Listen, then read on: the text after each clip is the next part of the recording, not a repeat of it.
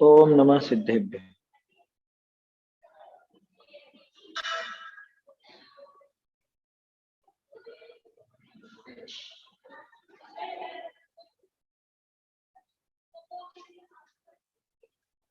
कारुणनमुक्कारं जिनवरवसहस्रवर्धमानस्य दंसनमग्गमगोच्छामि जहाकं मम समासेन।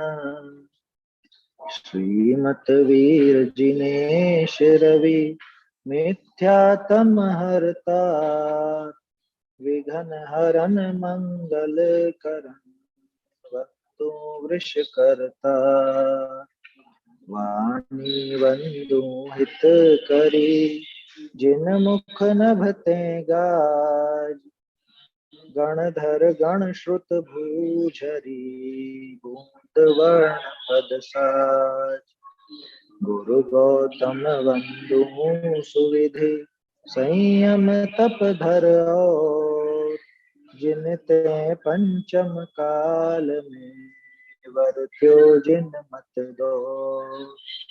कुंद कुंद मुनि को नमो कुमत ध्वांत हर भार पाहुड़ ग्रंथ रचे जिन प्राकृत वचन महा।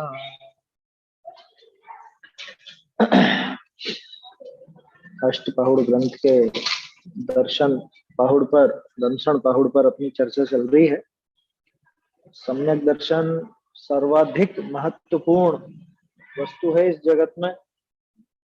सम्यक दर्शन के बिना न कोई ज्ञान काम का है न कोई चारित्र काम। खूब ही उग्र चारित्र हो, बहुत चारित्रवान हो, अच्छी तरह से चारित्र का पालन करने वाला हो, लेकिन अगर दर्शन से भ्रष्ट है तो वो जीव सम्यक्त्व का पात्र, वो जीव मोक्ष का पात्र नहीं हो।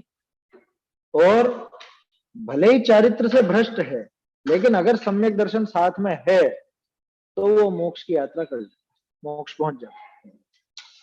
ऐसे ही खूब ज्ञान प्राप्त किया हो, खूब शास्त्र पढ़े हो, खूब अच्छे से अभ्यास किया हो, अनेक प्रकार के शास्त्रों का अनेक प्रकार से अध्ययन किया हो, लेकिन अगर सम्यक दर्शन नहीं है तो वो जीव मोक्ष का पात्र नहीं हो। बिना सम्यक्त्व के वो ज्ञान प्राप्त करने के बाद भी संसार में ही भटकता रहता। वो ज्ञान की आराधना नहीं हुई, उसके विराध ना हुई, वो ज्ञान उसके लिए दुख का कारण बन जाता है। गजब हो गया क्या? दुख का कारण ऐसे बन जाता है कि वो ज्ञान उसके मान बढ़ाने का ही हेतु होता है अथवा संसार बढ़ाने का ही हेतु होता है। अगर सम्यक दर्शन नहीं है तो, सम्यक तो अगर साथ में नहीं है, सम्यक की आराधना, दर्शन की आराधना नहीं हुई तो उस ज्ञान की भी आराधना नहीं होती, और वो ज्ञान की आराधना नहीं होती तो फिर आगे दूसरी आराधना कैसे हो, कैसे मोक्ष प्राप्त हो? वैसे तो ज्ञान को मोक्ष का कारण कहा जाता है, लेकिन कौन सा ज्ञान? सम्यक तो सहित हो तो ज्ञान मोक्ष का कारण है। सम्यक तो अगर नहीं है तो वो ज्ञान कोई मोक्ष का कारण, वो ज्ञान परिग्रह हो जाएगा। है समझ में? कह रहे ज्ञान भी परिग्रह होता है क्या? यहाँ क्षयोक्षम ज्ञान बढ़ा करके वो सोचता है मैं इतना ज्ञानी, मैं ऐसा वैसा, उससे अपने को तोलता है तो वही उसका परिग्रह है। समझ में ही बात? उसके लिए वही परिग्रह है, क्योंकि वो उसके मान पोषण का साधन बन रहा है ना, इसलिए। ऐसा अपन ने कल चौथी गाथा में देखा था, तरह तरह के शास्त्रों को पढ़े लेकिन आराधना से विरहित होने पर वहां संसार में भटकता रहता है। ऐसी चौथी गाथा थी। अब इसके बाद अगली पांचवी गाथा देखनी है। आपको पहले भी हिंट दिया था, 4 आराधनाओं की बात है। सबसे पहले सम्यक दर्शन का स्वरूप आ गया, दंसन मूलो धम्मो की जो दर्शन आराधना है वो मूल है, वो मूल है। चाहे रत्नत्रय कह लो, चाहे 4 आराधना कह लो, उन सबका मूल वो सम्यक दर्शन, उसके बिना काम होने वाला नहीं। फिर ये चारित्र आराधना की बात आ गई, ज्ञान आराधना की बात आ गई। अब कौन बचा? तप आराधना नाम की है ना चौथी। दर्शन, ज्ञान, चारित्र और तप, ऐसे 4 आराधना कहलाती है। तो कह रहे हैं कि सम्यक्त्व के बिना तो तप की आराधना भी नहीं होती। अब कहते हैं कि जो तप भी करते हैं और सम्यक तो रहित होते हैं, उन्हें स्वरूप का लाभ नहीं मिले। क्या कहा कि जो तप भी करते हैं, जबकि तप की परिभाषा क्या आती है? इच्छा निरोध तप। एक और आती है स्वरूपे प्रतपनम तप, अपने स्वरूप में ही प्रतपन करना, उसको तप कहा जाए। अब स्वरूप में प्रतपन तो तब हो कि जब स्वरूप का ख्याल हो, स्वरूप मालूम हो, क्या है मेरा स्वरूप ये पता हो, तब तो स्वरूप में प्रतपन करे। अगर स्वरूप ही पता नहीं हो तो क्या प्रतपन करे? चार आराधना कौन सी? ज्ञान, दर्शन, चारित्र और तप, ये चार आराधना कहलाती है। इन चार की आराधना होती है तब जाके वो मतलब मोक्ष को प्राप्त होता है जीव, ऐसा कहते हैं। चारों की आराधना पूर्ण हुई तो मोक्ष को प्राप्त होता है। क्या कह रहे हैं कि जो तप भी करते हैं, तप कर रहा हो तो कैसा तप कर रहा? उग्र तप कर रहा, उग्र जबरदस्त। उग्र तप करने वाला भी हो लेकिन सम्यक तो रहित हो तो उन्हें स्वरूप का लाभ नहीं होता, उनको स्वरूप की प्राप्ति नहीं होती, स्वरूप की पूर्णता नहीं होती, स्वरूप का लाभ होने पर जो फल मिलता अनंत सुख, वो भी नहीं मिलता। समझ में ही बात? गाथा में स्वरूप लाभ शब्द नहीं दिया, ये जयचंद जी ने उसमें से अर्थ निकाला और वास्तविक अर्थ है। देखो गाथा पढ़ते हैं। सम्मत विरह्याणम सुट्ठु वियोगम तवम चरंताणम णलहन्ति बोहिलाहम अविवास सहस्र कोड़ीहिम सम्मत विरह्याणम सुट्ठु वियोगम तवम चरंताणम णलहन्ति बोहिलाहम अविवास सहस्र कोड़ीहिम यद्यपि करें वे उग्र तप शत सहस कोटि वर्ष तक, पर रत्न त्रय पावे नहीं सम्यक विरहित साधु सब। कुछ याद आ रहा? वो चौथे नंबर की गाथा के ऊपर वाली लाइन पढ़ के बता दी। चौथे नंबर की गाथा जो कि ऊपर वाली पंक्ति वो है ना, ऊपर वाली सत्ताई, कैसे पढ़ेंगे इसको? हाँ अच्छा, हाँ हाँ, उसको इस तरह से पढ़ेंगे। चौथी गाथा की बात कर रहे हैं, बोल लेते हैं, एक बार बोल लेते हैं। सम्मतरयण भट्टा, सम्मतरयण भट्टा जानता बहु विहाई सत्ताई। ठीक है ना? जानता बहु विहाई सत्ताई आराहणा विरह्या भमन्ति तथैव तथैव। ऐसा इसको पढ़ते हैं। देखो कंफ्यूजन क्यों होता है, पहले जो लिखा जाता था ना, पहले वो चंद्र बिंदु नाम की कोई चीज नहीं थी। समझ में ही बात? पुराना आप देखोगे, पांडुलिपियां अगर पढ़ोगे, हस्तलिखित ग्रंथ, तो चंद्र बिंदु नाम की कोई चीज नहीं होती, चाहे कोई भी अनुस्वार हो, है ना? आपको आंख बोलना हो कि अंग बोलना हो, वो बिंदी काम करे। अपभ्रंश में भी चंद्र बिंदु का कोई प्रयोग नहीं है, ये तो अब लगने लगी है बाद में। चंद्र बिंदु असल में यूं समझो आप कि उर्दू का जब प्रभाव चालू हुआ ना, तो ये नुक्ता और वो हर्फ और ये जो क्या बोलते हैं चंद्र, ये सब उसके बाद चालू हुआ। हस्तलिखित प्रतियां देखोगे ना, उसमें मिलेगा नहीं चंद्र बिंदु। अब कैसे पहचानोगे आप कि कहां पर है? थोड़ी सी भाषा की बात कर लेते हैं, बात उठी है तो, है ना? कहां पे लगाना है चंद्र और कहां पे लगेगा बिंदु, मतलब कोरा बिंदु और चंद्र बिंदु कहां लगेगा? हम लोग बहुत कंफ्यूज होते थे इसमें। ऐसा समझना कि जहां पे जैसा आंख, आंख बोल रहे हो तो आंख में कोई भी अनुस्वार का प्रयोग नहीं हो रहा है, देखा जाए तो। भाई क ख ग घ ङ, आंख नहीं बोल रहे हो, छ छ ज ज यहाँ आंच, वो तो बनेगा ही नहीं, है ना, वैसा नहीं बोल रहा हूँ। न उसमें म है न है, आए समझ में, न है। आंख, बस आपको थोड़ा सा नाक में बोलना है बस उसको। तो जहां पे सिर्फ नाक में बोलना हो, कोई अनुस्वार का प्रयोग नहीं हो, पंचम वर्ण का प्रयोग नहीं हो, वहां पे चंद्र बिंदु लगाए।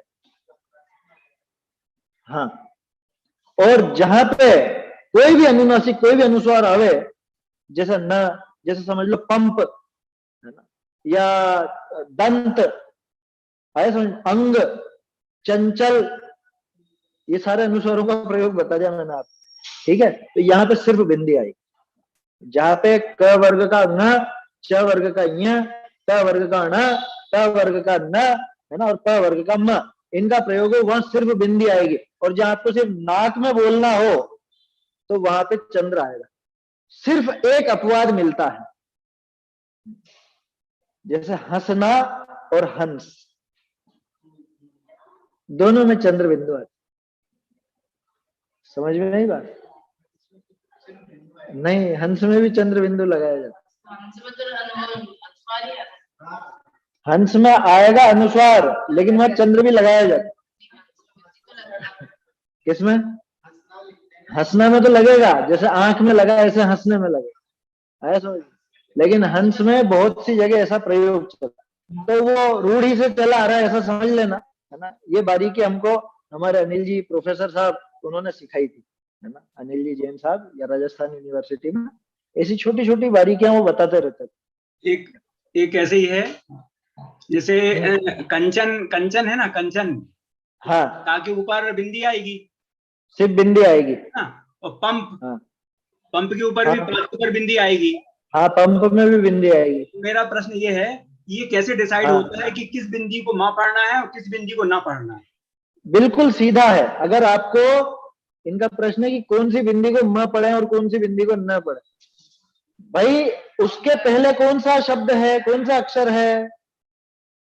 जैसे आपने कहा पंप, तो आप प के साथ दूसरा कोई अनुस्वार बोल ही नहीं सकते, अनुनासिक बोल ही नहीं सकते।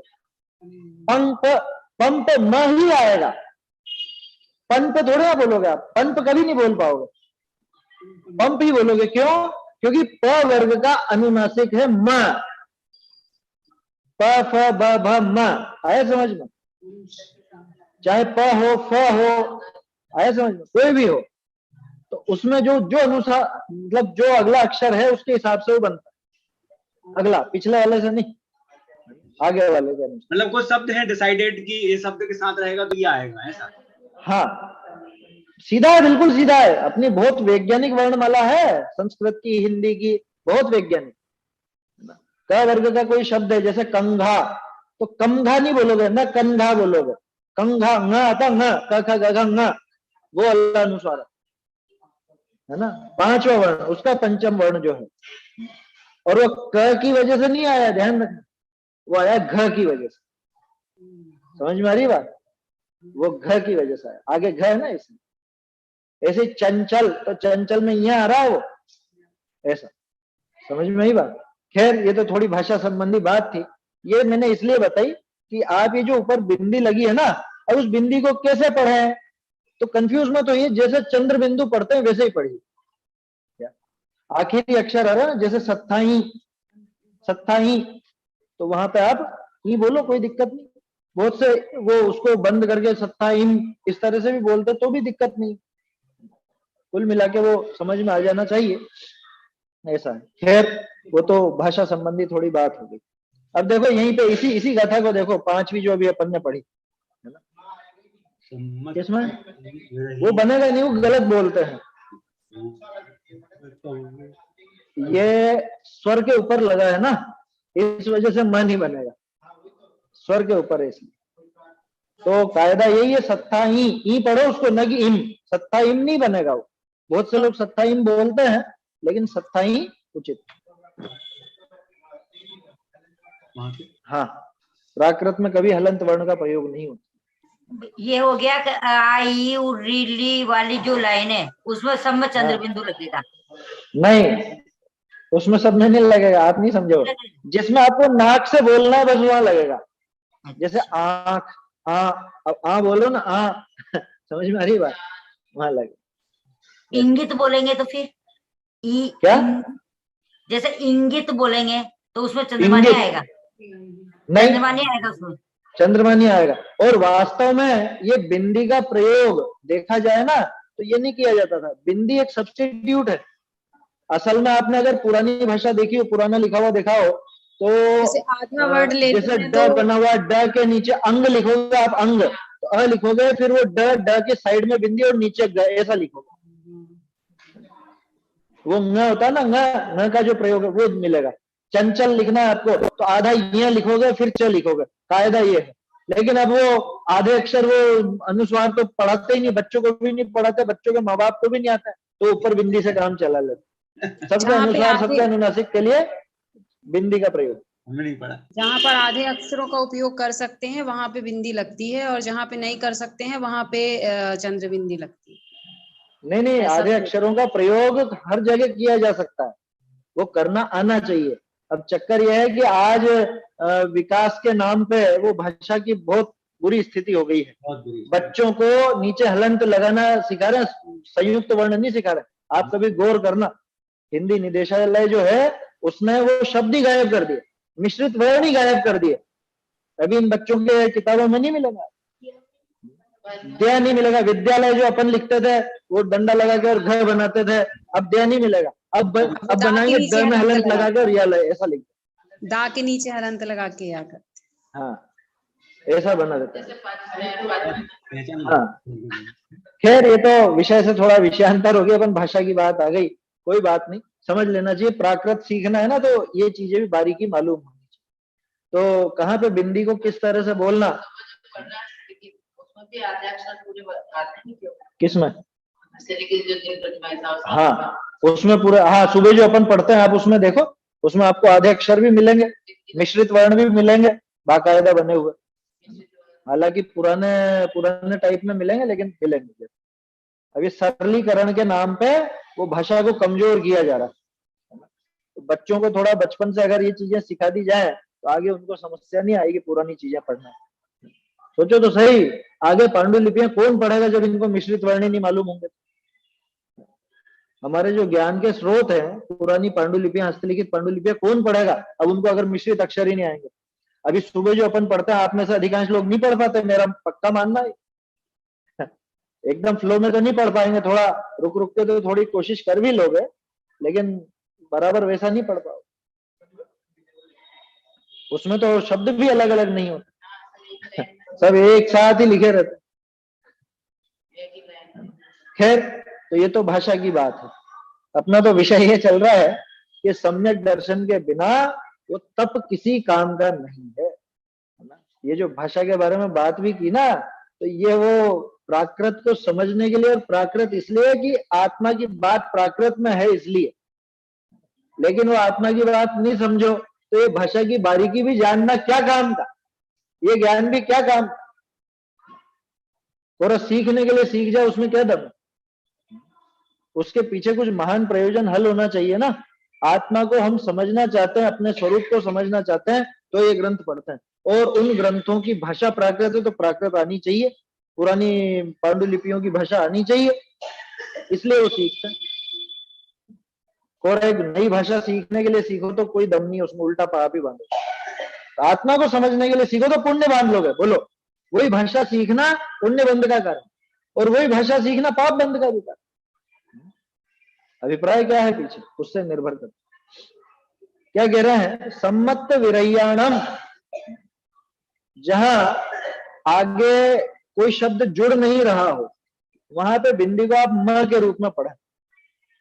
है समझ? जहां कोई शब्द नहीं जुड़ रहा हो वहां पे स्वर नहीं, लेकिन कोई व्यंजन हो, जैसे क ख ग घ आदि कुछ भी हो, और बिंदी लगा दी, ऊपर आखिरी अक्षर है उस पद का या उसके आगे कोई शब्द जुड़ नहीं रहा है, तो म के रूप में ही पढ़े। सम्मत विरह्याणम, आया समझ में? सम्यक से विरहित। अभी नम क्यों लगाया, नम का क्या अर्थ? देखो, एक पद्य में जो काव्य रूप रचनाएं होती है उनमें भर्ती के शब्द होते हैं। भर्ती के शब्द समझते हैं? भर्ती के शब्द माने आपको वाक्य पूरा करना है, क्योंकि देखो छंद एक मीटर में लिखे जाते हैं, छंदों का एक वो फिक्स रहता है कि इतने अक्षर आएंगे, इतने शब्द आएंगे, है ना, इतनी मात्राएं आएंगी, वो सब रहता है। ये आर्या भी एक छंद है, गाथा छंद है, ये प्राकृत में गाथा कहलाता है, संस्कृत में आर्या। तो इसमें भी कुछ ऐसे फिक्स रहते हैं, इतनी मात्राएं आनी चाहिए, इतने अक्षर होने चाहिए। अब जब वो अक्षर पूरे बैठते नहीं है, विषय अपना बन नहीं रहा, अथवा अगला जो शब्द है वो शब्द भी वहां बैठ नहीं रहा, तो उसके लिए खाली जगह को भरने के लिए जो शब्द डाले जाते हैं उनको कहते हैं छंद पूर्ति, भर्ती के शब्द। समझ में नहीं बात? कुछ भी डाल देते, तो कुछ भी नहीं डालेंगे, अपने यहाँ पे नम डालेंगे, प्राकृत में नम डाल दिया जाता, और प्राकृत की शोभा है ण का प्रयोग, ण अक्षर का प्रयोग प्राकृत में ही मिलेगा आपको ज्यादातर। समझ में ही बात? तो ण जो है वो प्राकृत की शोभा है, तो एक तरह से वो पद्य को शोभा प्रदान करने के लिए ण का प्रयोग किया है। होता है ना, होता है, न भी होता है, लेकिन वो कम मिले।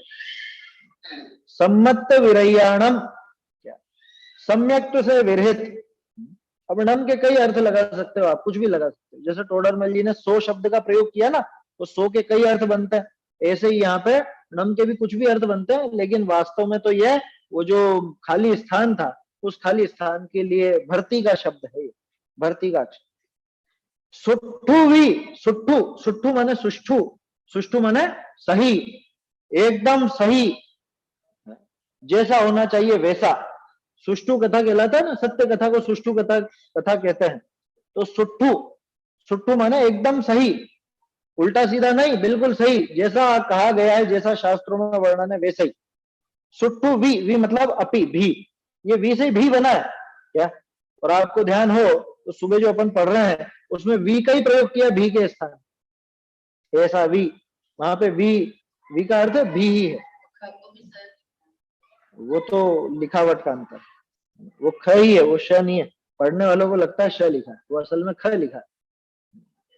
सुट्ठु भी उग्गम तवम, उग्गम समझ में आ रहा होगा तो, उग्र, उग्र तवम तप, चरंताणम, चरंता है ना, उग्गम तवम चरंता, यानी उग्र तप का आचरण करते हुए को, लेकिन कैसा?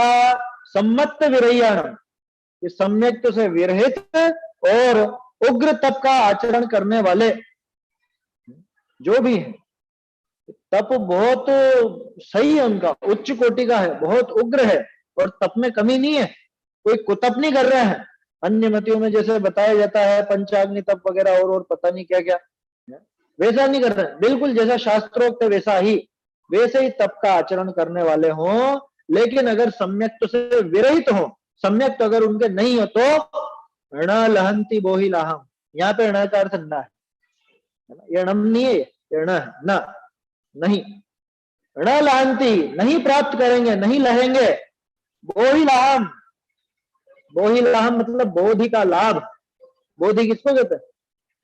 बोधि माने रत्नत्रय, आया समझ में? बोधि का अर्थ रत्नत्रय होता है, सम्यक दर्शन, सम्यक ज्ञान, सम्यक चरित्र, उनको कहा जाता है बोधि। ठीक है, और बोधि का अर्थ, एक अर्थ स्वरूप का ज्ञान भी होता है, तो दोनों अर्थ लगा लो, तो सम्यक ज्ञान में अपने आप शामिल हो ही गया। ण लहंती बोहि लाहम, वो बोधि लाभ को नहीं लहते, नहीं प्राप्त करते। कब तक? वास सहस्र कोड़ी, वास, वास माने उपवास, वास माने वर्ष, यहाँ वास का अर्थ वर्ष, वर्ष के लिए वास शब्द।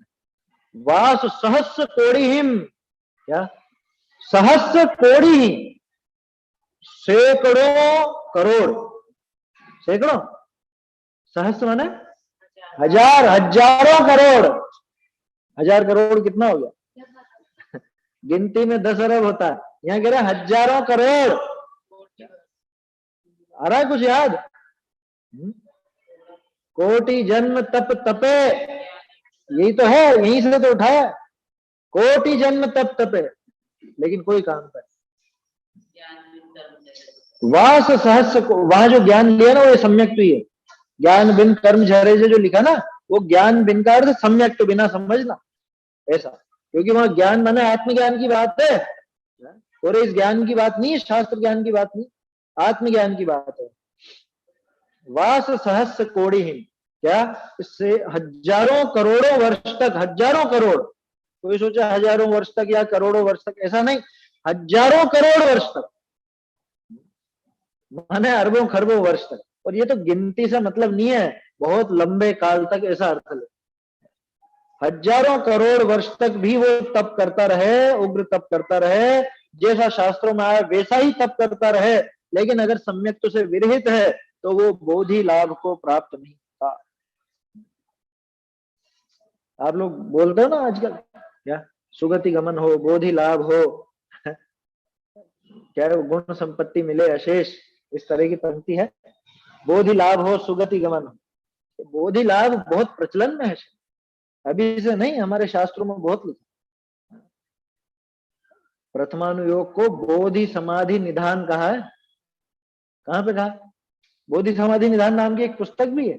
बहुत से लोग सोचते हैं कि पता नहीं कहां से नाम छाट लिया। रत्नकरण श्रावकाचार, उसमें जो प्रथमानुयोग दूसरा अध्याय है ना, दूसरा अधिकार है रत्नकरण श्रावकाचार का, सम्यक ज्ञान अधिकार, उसमें ये छंद है बोधि समाधि निधानम। वहां पे प्रथमानुयोग को बोधि समाधि निधान कहा गया। क्या?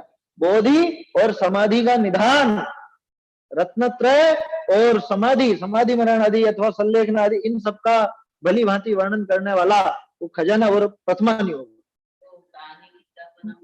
वो इसीलिए रखा गया क्योंकि प्रथमानुयोग का नाम बोधि समाधि निधान है। समझ, वो जो कहानियों की पुस्तक है उसको बोधि समाधि निधान नाम इसीलिए दिया गया क्योंकि बोधि और समाधि का निधान वो प्रथमानुयोग।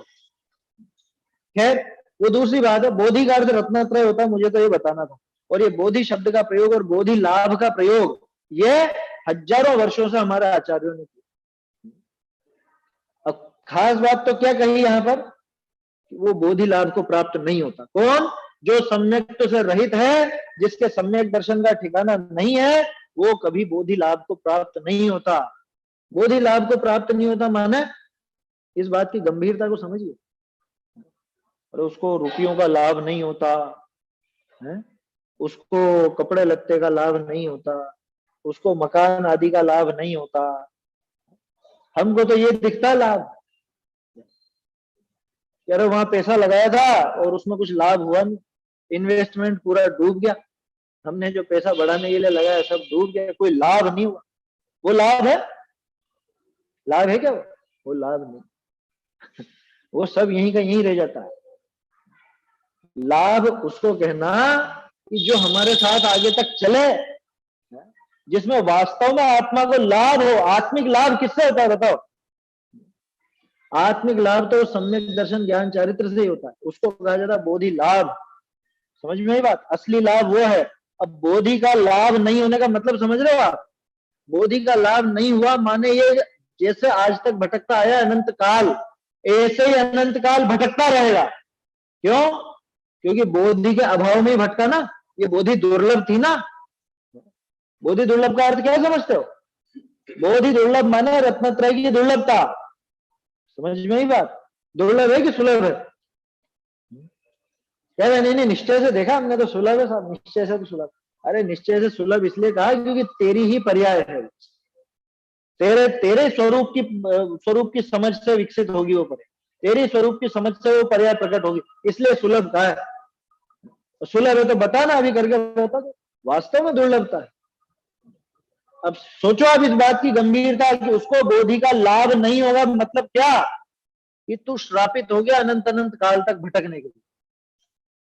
कि आज तक जैसे भटकता रहा है, अनादि काल से आज तक चारों गतियों में धक्के खाता रहा, दुखी होता रहा। बोधि लाभ नहीं होना मतलब कि आगे भी अनंत काल तक भटकते रहे। ये बोधि लाभ नहीं होने का अर्थ ये है। इस बात की गंभीरता समझिए। अपन बहुत फर्राटे में पढ़ लेते हैं, हाँ बोधि लाभ नहीं होगा, बोधि लाभ नहीं होगा, अथवा बोल लेते हैं बोधि लाभ हो, सुगति गमन हो, ये सब बोल लेते हैं। अर्थ तो समझो बोधि लाभ का मतलब क्या है। हाँ बस वो रटवा बोलने की चीज नहीं है, गंभीरता समझिए इस चीज। बोधि लाभ नहीं होगा का क्या मतलब? कि उसको रत्नत्रय की लब्धि नहीं होगी, रत्नत्रय की प्राप्ति नहीं होगी, माने मोक्ष मार्ग का प्रारंभ नहीं होगा। किसको? सम्यक्त विरह्याणम, कि जिसको जो सम्यक्त से विरहित है, जिसके सम्यक दर्शन का कोई ठिकाना नहीं है उसको बोधि का लाभ नहीं होगा, माने सीधे सीधे शब्दों में कहें तो मोक्ष का लाभ नहीं होगा। मोक्ष का लाभ नहीं होगा, अभी भी वो गंभीरता समझ में नहीं आती। मोक्ष का लाभ नहीं होगा माने सुख नहीं मिलेगा, सीधी बात ये, वो सुखी नहीं होगा। कुछ कर ले, क्या करोड़ों उपाय कर ले वे, वो सुखी होने वाला नहीं। समझ में आ रही है बात? कोटि उपाय बनाए, क्या है वो? कोटि उपाय बनाए भव्य जन ताको और आनो, है ना? कोटि उपाय बनाए भव्य ताको और आनो, करोड़ों उपाय करके उसको हृदय में धारण कर, उस सम्यक दर्शन की प्राप्ति का उपाय कर लो। क्यों? क्योंकि उसी से बोधि की प्राप्ति होती है, उसके बिना बोधि की प्राप्ति। हम सोचते हैं तरह तरह का तप करके तो हो जाएगी, 10 लक्षण पे हम 10 वास कर लेंगे, अष्टानिका पे हम तप व्रत वगैरह जो भी है वो सब कर लेंगे, अष्टमी 14 आज 14 है ना, 14 का वास तो करेंगे इसी से। हम तो विशिष्ट तपस्वी हैं, करेंगे हम इस तप के माध्यम से प्राप्त कर लो। अरे भैया ये तप कुछ काम आने वाला नहीं अगर सम्यक तो नहीं हो तो। ध्यान रखना, तप से कोई मना नहीं है, लेकिन पहले समझो तप होता किसके, तप किसके होता है? क्या है तप की परिभाषा? इच्छा निरोधक तप, यही है ना? किसने लिखी? तत्व सूत्र में नहीं, धवला में है, धवला जी। इच्छा निरोध तप धवला जी में है, षटखंडागम की टीका में वीरसेन स्वामी ने लिखी 1200 वर्ष पहले। समझ में आई बात? अब गंभीरता से विचार करो, इच्छा माने वो कषाय, राग द्वेष, सीधे सीधे शब्दों में कहें तो 25 प्रकार की जो कषाय है वही है ना इच्छा। इनके अलावा और कोई इच्छा होती है क्या? इच्छा माने 25 प्रकार की कषाय, किसी भी तरह की हो सकती है इच्छा उनमें से, ठीक है ना? अब इच्छा निरोधक तप, ये बताओ अज्ञानी जीव के कितनी कषाय का अभाव हो गया जो उसके तप होगा? उसके कितनी इच्छाओं का निरोध हो गया? इच्छाओं का निरोध उसी के संभव है कि जिसके कम से कम अनंतानुबंधी हो। 4 इच्छाओं का निरोध किया उसके तप संभव। प्रैक्टिकल बताया मैंने आपको। तप किसके संभव? इस सम्यक दर्शन के बिना तप संभव ही नहीं है, तप संजय संभव नहीं है। आप खूब कर लो भले, कि नहीं बाहरी तप तो कर सकते हैं। अरे बाहरी तप भी वास्तव में सम्यक दृष्टि जीव के होता है। वो अंतरंग इच्छा का निरोध हो तो तप होता है, तो बाहर में वो क्रिया उसकी तप कहलाती है। बाकी तो शरीर की क्रिया, भूखा रहना हो तो शरीर की क्रिया, आत्मा का क्या है? नसीब में आज था ही नहीं भोजन। समझ में आई बात? असल में उसको भोजन आज मिलना ही नहीं था, और उसने क्या सोचा? मैंने तप किया। जो सोचता है शरीर की क्रिया करके मैंने तप किया, उसको तो समझ लो एक और नई इच्छा पैदा हुई, नई प्रकार की एक कषाय पैदा हुई। तो क्या नहीं करें क्या? और ये नहीं, अरे सबसे पहले सम्यक दर्शन का उपाय था। आया समझ? बातें नहीं बनाना, बहानेबाजी नहीं करना, सबसे पहले सम्यक का उपाय करो। अगर अब आप खुद की क्रिया को तप कहलाना चाहते हो तो, उसको तप नाम देना चाहते हो तो सम्यक दर्शन लाओ। क्यों? क्योंकि तप की परिभाषा इच्छा निरोधक तप है, और कम से कम जब इच्छाओं का निरोध होता है तो सबसे पहले 4 अनंतानुबंधी की जो कषाय है उस कषाय चोकड़ी का, तब जाकर के वो तप संज्ञा संभव है। आया समझ? और उसके बाद भी वो अपनी और इच्छाओं को घटाते जाता है, वो तप होता है। और हम तो पता नहीं क्या कुछ भी क्रिया करके और खुद को तपस्वी मान बैठे, हम तपस्वी। खैर तू कहे उसको तप, खूब कहे उसको तप, लेकिन यहां कह रहे हैं कि वो तप बिल्कुल भी काम का नहीं। खूब उग्र तप किया हो, कितना उग्र तप? इतना उग्र तप कि शरीर सूख करके बिल्कुल हड्डियों का ढांचा रह गया। इतना उग्र तप कि पहाड़ पर भर गर्मी में, पहाड़ों पर भरी गर्मी, बिल्कुल ऐसी गर्मी कि जरा सा आप बाहर निकलो तो लू लग जाए। लू के मारे भी मर जाते हैं ना लोग, लू लगने से इतने लोग मरे, ऐसा अखबार में पढ़ते तो हो। इतनी भयंकर गर्मी, इतनी भयंकर सर्दी। अभी सर्दी चालू हो गई ना, अब तो हवा चलने लग गई, शीतलहर चालू हो गई एक तरह से। क्या अब वो ठंडी हवा में कहां बैठता? शीत मास दरिया के किनारे, ऐसा शीत पड़े कपि मद गले। बोलो कपि मत गले समझते हो? बंदर को भी चंचलता नहीं सूझती ठंड। बंदर स्वभाव से चंचल होता है, लेकिन ठंड के जोर में वो भी घबरा जाता है, उसके हाथ पांव नहीं हिलाता, बैठा रहता है ऐसा। शीत पड़े कपि मत गले और बाजे झंझा ब्यार। सोचो तो सही, कैसी कैसी ऋतु है। और उसमें मुनिराज तब नगन निवसे चौहटे अथवा नदी के तीर, ते साधु मेरे उर्वसहु मम हरहु पाति। भूधर दास जी की रचना है, दोनों, दो अलग अलग की पंक्तियां बोली है मैंने। क्या शीत पड़े कपि मत गले, ये भी भूधर दास जी की अलग है, ये गुरु स्तुति में। और ये जो बाद वाली बोली, ये गुरु वंदना की। बहुत सुंदर रचना है, पढ़नी चाहिए, मुनिराज की महिमा आती। देखो तो इतना इतना उग्र तप, क्या हम तो बिल्कुल ओढ़ पहन के बैठे है ना, और मुनिराज, मुनिराज के ऊपर कोई आवरण नहीं। बोलो क्या ओढ़ रखा उन्होंने? शॉल। शॉल वोल का तो काम ही नहीं, चटाई, गत्ते हैं, ये ओढ़ता है। अब नई एक और चीज चली है, वो प्लास्टिक की। देखी नहीं देखी? हीटर तो महापापी है, वो तो जो हीटर लगा। यहाँ तो क्या, जो कि हम हीटर वीटर नहीं लगा, हम तो क्या, वो चारों तरफ एक 4 एल्यूमिनियम के खंभे और उन पर वो प्लास्टिक का ये ट्रांसपेरेंट आता है, प्लास्टिक की कुटिया बन गई।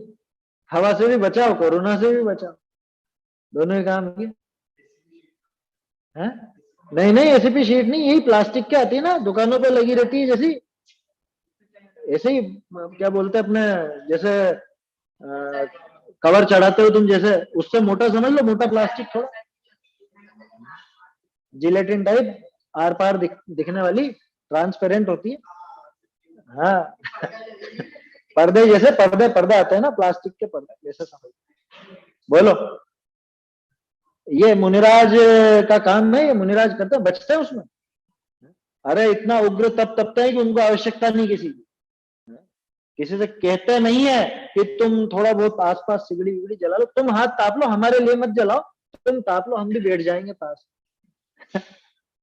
ऐसा होता है। अरे वो शूरवीर मुनिराज भर ठंड में, हाड़ कपा देने वाली ठंड में, कि जिसमें हमारे मनुष्य शरीर के अंतर जो अंदर अंग है वो फेल हो जाए, ऐसी ठंड में, ऐसे ठंड में वो वहां पर बैठते हैं, बिल्कुल नदी के किनारे, चौराहे पर, जहां पे साए साए हवा चलती है। इस सर्दी के मौसम में 8 बजे बाद बिल्कुल सन्नाटा हो जाता है। कौन जाए, कौन निकले ठंडी हवा में, और मुनिराज साक्षात वहां बैठते। सोचो ऐसा उग्र तप, नदी के पास ठंडी हवा, और क्या रहेगा? करते तप शैल नदी तट पर। हाँ, करते तप शैल नदी तट पर, तरुतल वर्षा की झड़ियों में, वो तो बारिश की बात है। करते तप शैल नदी तट पर, ये सर्दी की बात। पर्वतों पर गर्मी में, ग्रीष्म ऋतु, ऐसा गर्मी में तो वहां चढ़ गए पहाड़ पर, जहां सबसे ज्यादा गर्मी पड़ती है। पता, जितने ऊंचे चढ़ोगे गर्मी उतनी ज्यादा लगेगी, पहाड़ पर सबसे ज्यादा गर्मी। समझ में ही बात। इतना तप करते हैं, ऐसे तपस्वी होते हैं। यह बाजी पलट गई अब। इतना तप करने पर भी वो बोधि लाभ को प्राप्त नहीं होता अगर सम्यक से रहित होता। ये क्या हुआ? इतने तप की महिमा करी और फिर उसके बाद कह रहे हो तो भी बोधि का लाभ नहीं। हाँ, अगर उसके साथ सम्यक की ताकत नहीं है तो वो तप संसार में डुबाने वाला ही है। उस तप के माध्यम से भी बोधि का लाभ होने वाला है।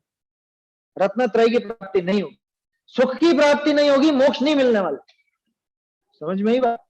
तो सुखी नहीं होगा। आया समझ में?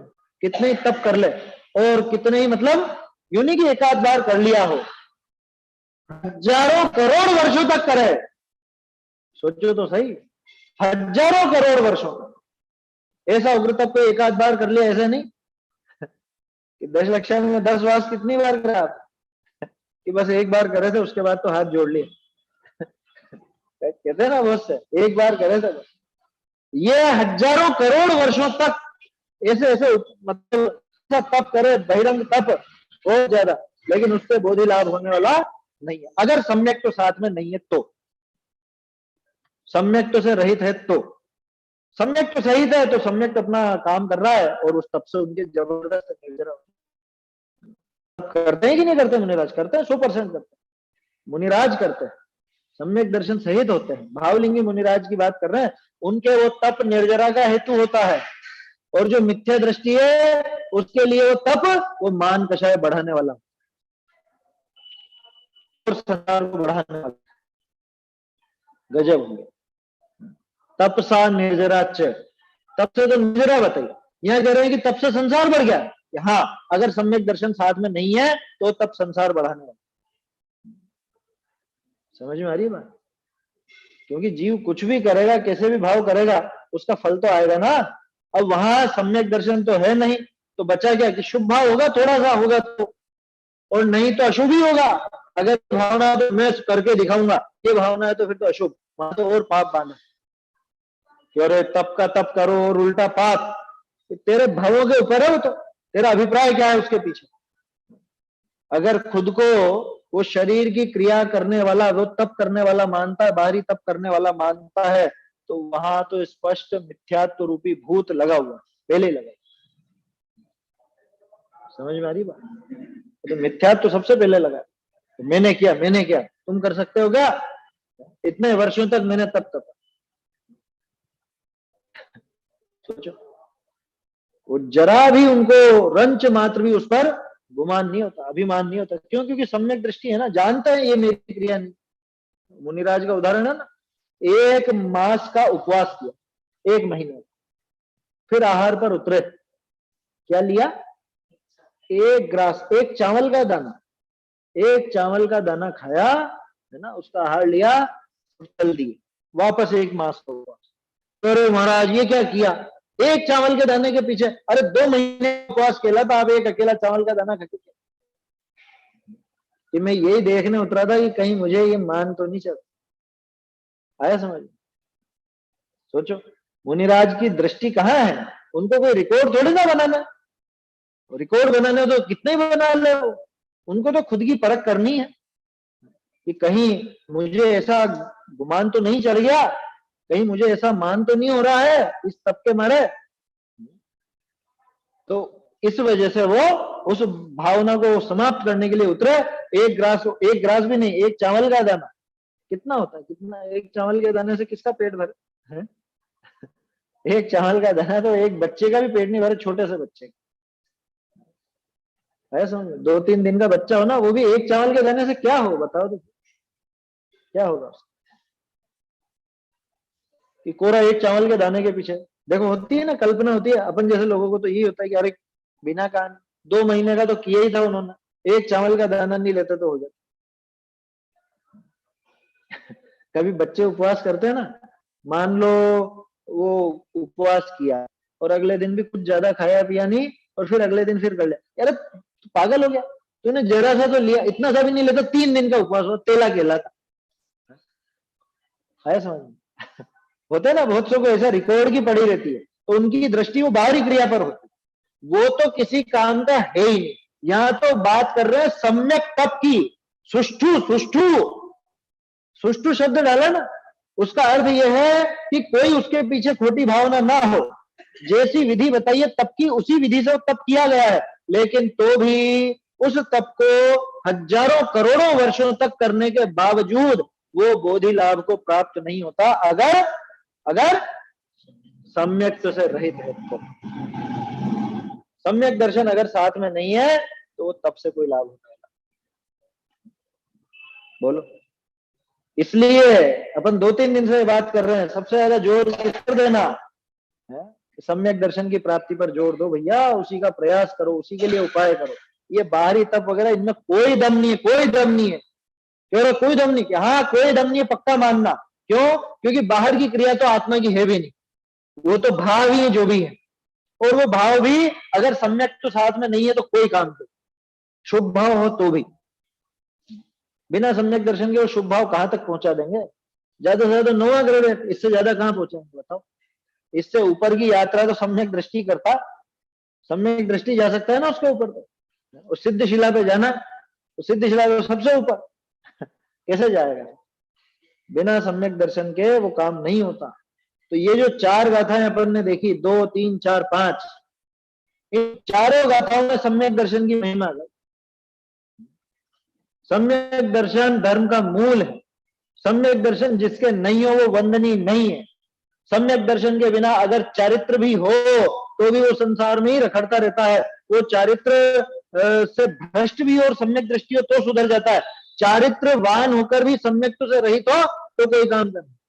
सम्यक्त्व से रहित हो और हजारों लाखों शास्त्र पढ़ लेवे, खूब शास्त्र ज्ञान कर लेवे, तो भी संसार में भटकता है, संसार में भटकता रहता। और सम्यक्त्व सहित थोड़ा भी जाने तो भी काम कर ले। और अब कहा कि सम्यक्त्व के बिना बिल्कुल वो सही प्रकार से उग्र तप भी करे हजारों करोड़ वर्षों तक तो भी उसको बोधि लाभ नहीं होता। है?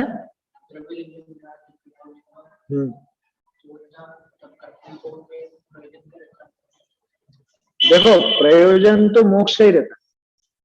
द्रव्यलिंगी मुनिराज की बात है कि द्रव्यलिंगी मुनिराज इतना उग्र तप तपते हैं, फिर उनके अभिप्राय में क्या रहता है, प्रयोजन क्या रहता है? प्रयोजन तो मोक्ष का है। वो यही जान के करते हैं इससे मेरा मोक्ष होगा, है समझ। और ऊपर से बुद्धि पूर्वक तो विकल्प बिल्कुल ऐसे ही हैं जैसे शास्त्रोक्त बात, लेकिन खोट पड़ी रहती है कहीं ना कहीं अभिप्राय में। अंदर अभिप्राय में थोड़ी सी कोई कमी, ये मैं करता हूं, वो कर्तृत्व की बुद्धि छूटती नहीं है ना। और उसके साथ ऐसा, ये उदाहरण समझ रहे हैं अपन, कुछ भी हो सकता है अभिप्राय में, और चीज भी हो सकती है कोई दूसरी, है ना उसमें सभी, में। हाँ उसमें पूरा है मोक्षमा प्रकाशक में दही से। उसमें ऐसा भी चलता है कि मैं मुनि हूं तो मुझको ये सहन करना चाहिए, मैं मुनि हूं तो मुझे सहन करना चाहिए। तो सहन करना चाहिए, किसको सहन करना चाहिए? इस गर्मी को, सर्दी को। ये यहाँ पे आ गई ना खोट, आ गई ना यहाँ पे अभिप्राय। इसको सहन करने वाला खुद को मानो, जबकि बाहरी तो सारा का सारा शरीर की क्रिया, कौन सहता है बताओ? गर्मी किसने सही, सर्दी किसने सही? आत्मा को छूती भी है गर्मी या सर्दी? वो एक की भूल सो सबकी भूल, ऐसा है ना। भाव शुभ है क्या? भाव तो शुभ ही है उनके, नहीं तो नवे ग्रह तक भी कैसे जाए।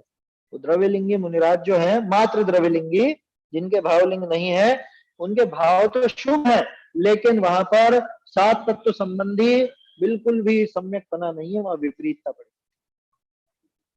ऐसी गड़बड़ चलती है। हाँ करते मोक्ष के लिए, मोक्ष को शास्त्रोक्त जैसा है वैसा बुद्धिपूर्वक मानते तो है, मतलब ऊपरी बुद्धिपूर्वक, लेकिन अभिप्राय में वो कमी बनी। अभिप्राय की खोट है, बहुत बारीक चलती है, बहुत बारीक है, समझ। अभिप्राय की खोट, कुछ चीजें तो ऐसी जो अपने को पकड़ में आ जाती, और कुछ चीजें ऐसी जो अपने भी पकड़ में नहीं आती। अपनी छोड़ो, जिसके वो भाव चल रहे हैं उसी को पकड़ में नहीं, ऐसा रहता। अभिप्राय की खोट बारीक है। और टोडरमल जी ने तो भरसक प्रयास किया है, बहुत अच्छे से उन्होंने समझाया है, वो डिटेल वहां से अपने को समझनी चाहिए। देखो समय हो रहा है अपना, ये पढ़ता हूं अर्थ। जो पुरुष सम्यक्त्व से रहित हैं वे सुष्ठु अर्थात भली भांति उग्र तप का आचरण करते हैं, तथापि वे बोधि अर्थात सम्यक दर्शन ज्ञान चारित्रमय जो अपना स्वरूप है। देखो बोधि का एक अर्थ ये भी है, सम्यक दर्शन ज्ञान चारित्रमय जो अपना स्वरूप। बोधि रत्नत्रय बताया ही था आपको, वही बात यहाँ है, रत्नत्रय जो अपना स्वरूप, इसमें और ये जोड़ दो, अपना स्वरूप जो सम्यक दर्शन ज्ञान चारित्र, उसका लाभ प्राप्त नहीं करते। माने रत्नत्रय का भी लाभ नहीं होता और अपने स्वरूप का भी लाभ नहीं। यदि 1000 कोटि वर्ष तक तप करते रहे तब भी स्वरूप की प्राप्ति नहीं करते, है समझ नहीं होती। यहाँ गाथा में 2 स्थानों पर णम शब्द है, वह प्राकृत में अव्यय है, उसका अर्थ वाक्य का अलंकार है। जो मैंने कहा ना आपको, शोभा बढ़ाने के लिए, वो छंद पूर्ति के लिए भर्ती का शब्द। भावार्थ पढ़ देता हूं, सरल ही है। सम्यक्त्व के बिना 1000 कोटि वर्ष तप करने पर भी मोक्ष मार्ग की प्राप्ति नहीं। कोटि जन्म तप तप है। यहां 1000 कोटि कहने का तात्पर्य उतने ही वर्ष नहीं समझना, क्या 1000 करोड़ कहा मतलब 10 अरब, 10 अरब वर्ष नहीं कहा है, किंतु काल का बहुत पना बतलाया है। जैसे किसी से कहते हैं ना अपन, हजारों बार समझा दे तुमको, बोलते हैं ना ऐसे, बच्चा गलती करे और उसको कहते हैं हजारों बार कब समझा दे, वो कहने के लिए हजारों बार माने बहुत बार। किंतु काल का बहुत पन्ना बतलाया है, तप मनुष्य पर्याय में ही होता है और मनुष्य काल भी थोड़ा है, इसलिए तप के तात्पर्य से यह वर्ष भी बहुत कम कहे हैं। तप के तात्पर्य से ये वर्ष भी बहुत कम कहे, कहने का अर्थ है कि वो अनंत अनंत काल तक भी ऐसा तप करता रहे तो भी कुछ उपलब्धि होने वाली। समझ में ही बात? इसमें लिखा तो हुआ ये है कि है ना, हाँ। इसमें लिखा है तप का तात्पर्य यह वर्ष भी बहुत कहे हैं, इसको कम लिख लूं? तप का तात्पर्य यह वर्ष भी बहुत कहे हैं। तप का नहीं, तप के तात्पर्य से, ऐसा है, तप के तात्पर्य से ये वर्ष भी बहुत कम गए, मतलब ये 1000 करोड़ तो अब गिनती में क्या बताओ, ज्यादा से ज्यादा यही तो बताएंगे। यहां समझना असंख्य अनंत अनंत वर्षों तक अगर ऐसा तप करता रहे तो भी कोई उपलब्धि नहीं, ऐसा आशय समझना। वो बहुत पना दिखाने के लिए 1000 करोड़ शब्द का प्रयोग है। 1000 करोड़ का अर्थ 1000 करोड़ ही मत लगा लेना, उससे भी ज्यादा, ऐसा समझ में ही बात, इस तरह से है। तो ये गाथा हुई अपनी, इसमें ये बात निकल गई कि भाई तप खूब उग्र तप भी हो, लेकिन अगर सम्यक तो रहित है तो किसी काम का नहीं, किसी भी काम का नहीं, उसको बोधि लाभ नहीं। गाथा बोल लेते हैं एक बार, अगली गाथा तो कल देखें। सम्मत विरह्याणम सुट्ठु वियोगम तवम चरंताणम नलहंति बोहिलाहम अविवास सहस्र कोड़ीम यद्यपि करे रे उग्र तपशत सहस्र कोटि वर्ष तक, पर रत्न त्रय पावे नहीं सम्यक विरहित साधु। चैतन्य का स्मरण प्रतिक्षण ही करो रे, भव के अनंत दुख को क्षण में हरो रे, अक्षय अनंत निज सौख्य निधान पाओ, गाओ अरे नित इसी के गीत गाओ।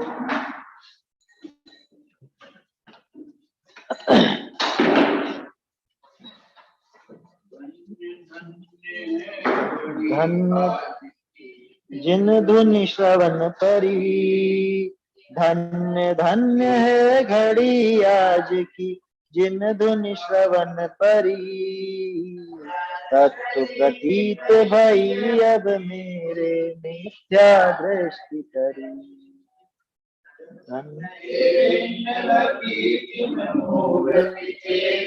सरस भरी जड़ते भिन्न लखी चिन्ह मूर्ति चेतन स्वरस भरी, अहंकार ममकार बुद्धि पुन पर में सब परिहरी। धन्य धन्य है घड़ी आज की जिन धुनि श्रवण परी, पुण्य पाप विधि बंध अवस्था भासी अति दुख भरी, पुण्य पाप विधि बंध अवस्था भासी अति दुख भरी, वीतराग विज्ञान भावना परिणति अति विस्तरी।